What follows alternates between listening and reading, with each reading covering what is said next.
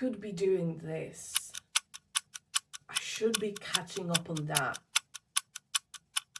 I can't just sit there and relax. I can't be wasting my time. I've got so much to do.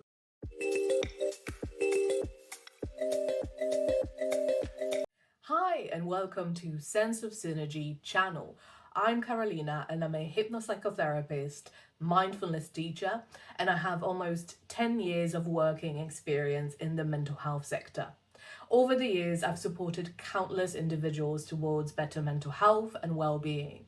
And today, I'm bringing those insights and tools with me to this channel. So if you're interested in topics like personal growth and development, make sure you stick around with me. In this series, I'll walk you through 9 mindfulness attitudes. Mindfulness attitudes are more than just ideas. They're guiding principles and ways of approaching and relating to yourself, others, your experiences, and the world around you. Today, we're talking about the 4th of the mindfulness attitudes, and that's non-striving. In the world that teaches us to always get more, do more, and achieve more, it can be really hard to slow down and take a step back. We're conditioned for the easier, faster, better, and we're always feeling that pressure to achieve, to perform, to be productive, and we see rest as lazy or unproductive. And don't get me wrong, having ambition, plans and goals for the future is not bad at all. And being able to set yourself a goal and having that determination to work consistently towards it is definitely a strength. But sometimes we set these goals and we almost forget about everything else that is outside of them. And sometimes it even gets to a point when we're striving and working towards that goal so hard and so much that we forget why we set that goal in the first place. Think about this example for a moment. Someone works extra hours to provide a better financial situation for themselves, for their partner, children, for their whole family.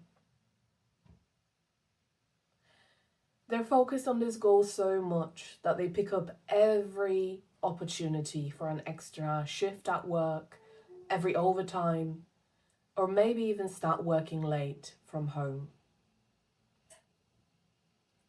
Slowly, the boundaries between work and personal life begin to blur.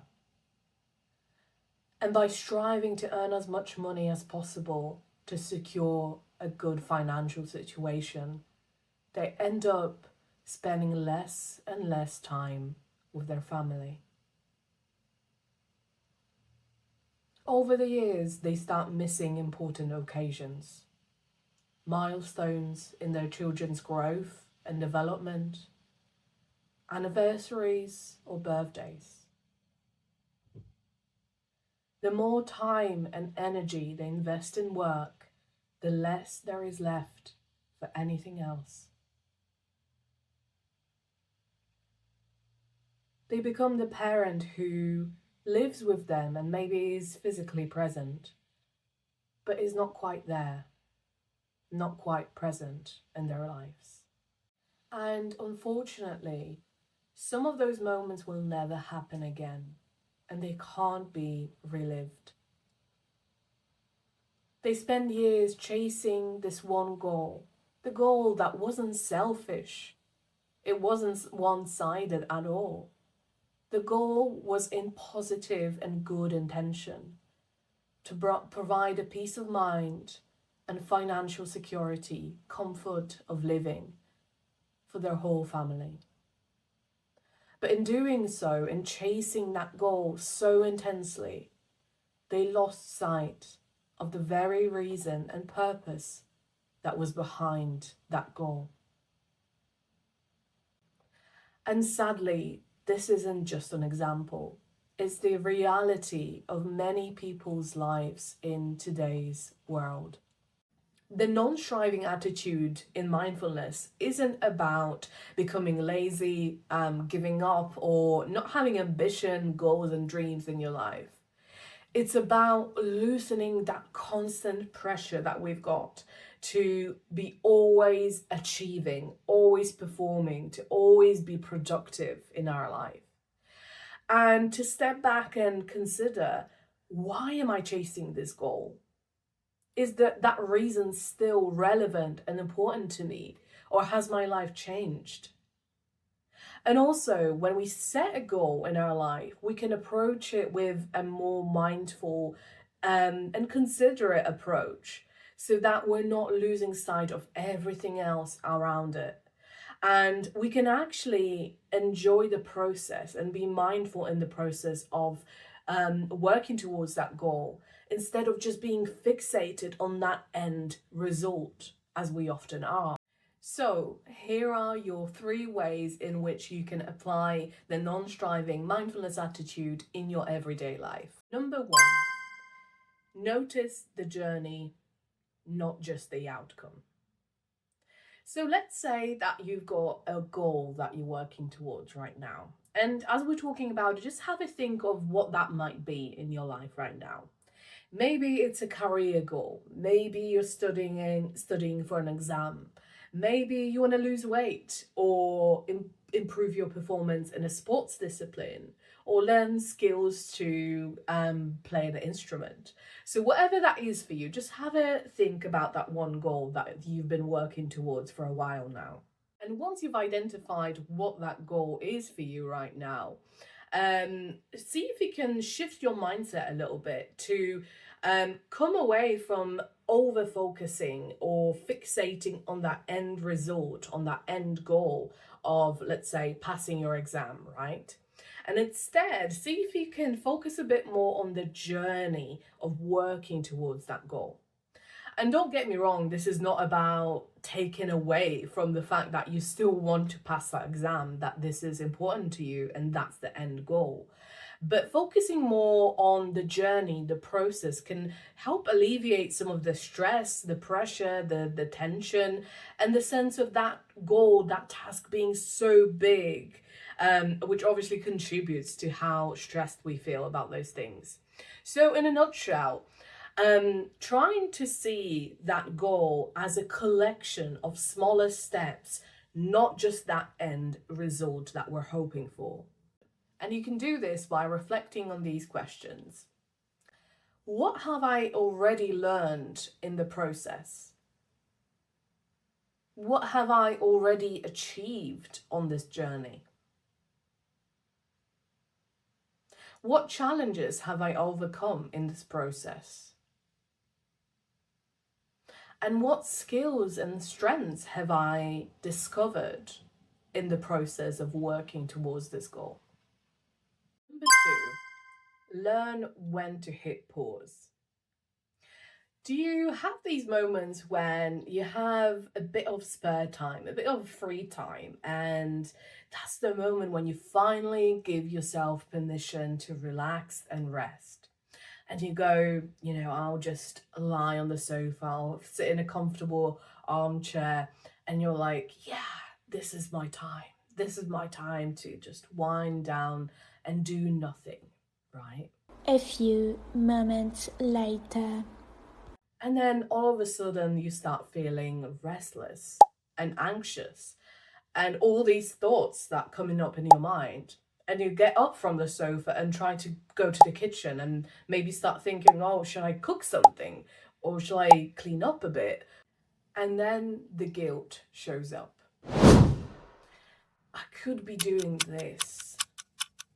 I should be catching up on that. I can't just sit there and relax. I can't be wasting my time. I've got so much to do. That's that internal voice I was talking about earlier. That voice that constantly pushes you and pressures you to do more, be more, do faster, better, and just be more productive. That's that voice that the moment you sit down, you feel that sense of, I'm wasting my time. And if that voice sounds very familiar to you, it's a sign that you need to start learning how to take intentional breaks in your weekly routine and how to carve out time in your schedule specifically for rest, relaxation, and recharging. So try this.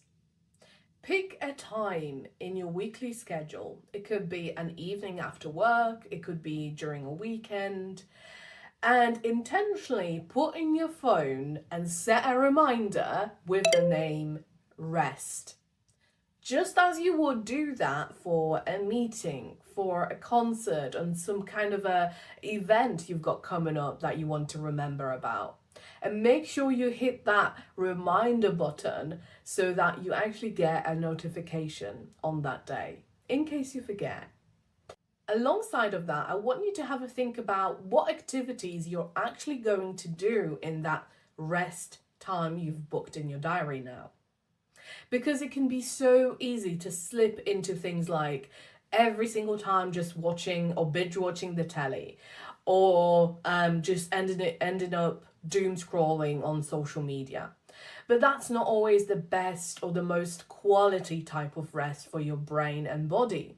So have a think about and maybe create a list of things that make you energize, that uplift you, that when you've done it, you genuinely feel better. You don't feel drained, you don't feel the same, you feel better.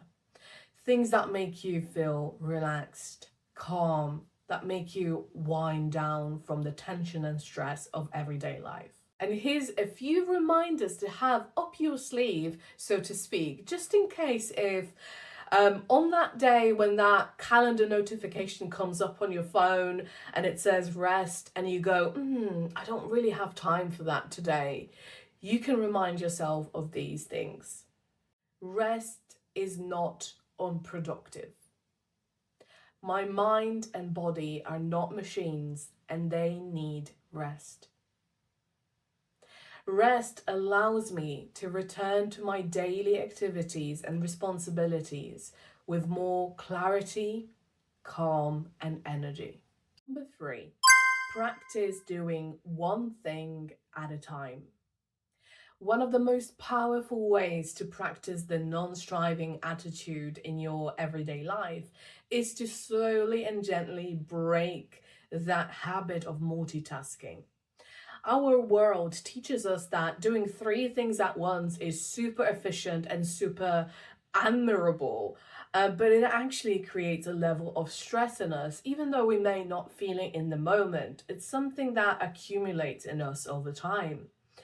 And it actually makes us more disconnected from our everyday life. Try this. Pick one activity, just one thing that you do every single day. And it can be as simple as brushing your teeth or drinking your morning coffee or walking to the bus stop on your way to work. And set the intention of doing that one activity fully and intentionally and in a present way. So if you're walking to the bus stop, notice your body. Notice how your body feels as it's walking when you're making another step after another step after another step.